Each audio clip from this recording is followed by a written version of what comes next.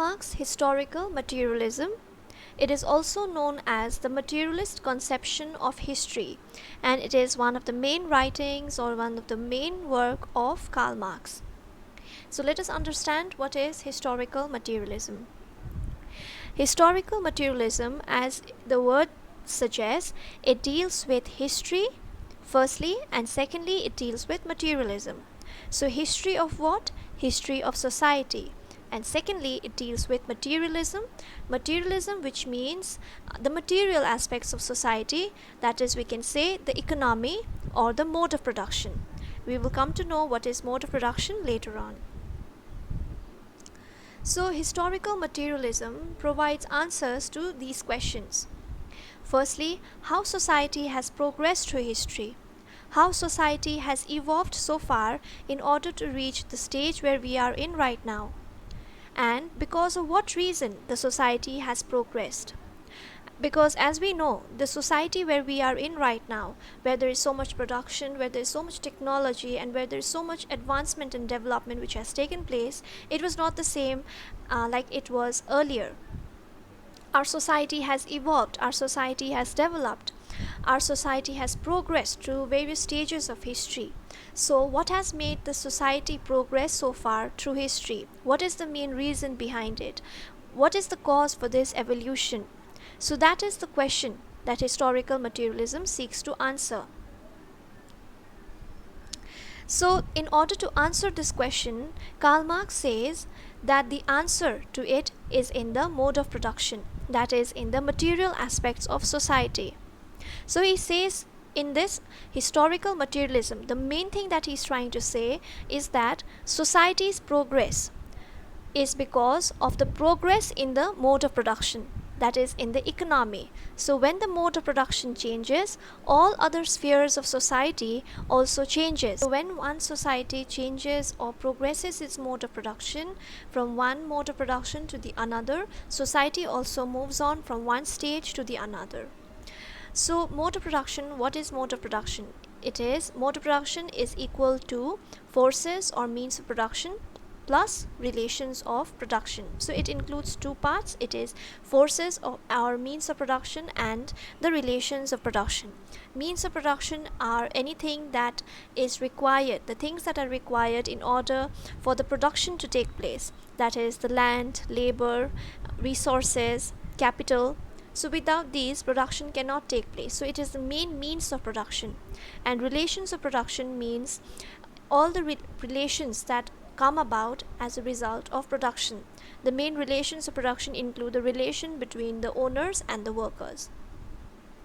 And here Karl Marx talks about also base and superstructure. Base, which is the economy of the society, which Karl Marx says that it is the mode of production. Why it is the base? Because it is on this base that the whole society rests. So this is the base, and superstructure is everything else, like law, family, culture, politics, etc. Everything else that is there in society beside economy, that is the superstructure. So it is on the base that the superstructure resides. Here is an example of it. So here, base is the means of production and the relations of production, that is the mode of production. Relations of production, how is the relation of production? The bourgeois and the proletariat, where in capitalist system the base is the relation of production is between the bourgeois and the proletariat, where the bourgeois exploits the proletariat. And the means of production, like I said, all the things you need to produce. And superstructure is education, family, relation, mass media, politics, everything that is aside the base, that everything besides the economy. So it is the base that shapes the superstructure. It is the base that gives life to the superstructure, and the superstructure's work is to maintain the base. So in historical materialism, Karl Marx says that we can say that when the base changes, the superstructure also changes, that is the society changes, other aspects of society changes. So when the base changes, the other aspects of society also changes, that is the superstructure changes.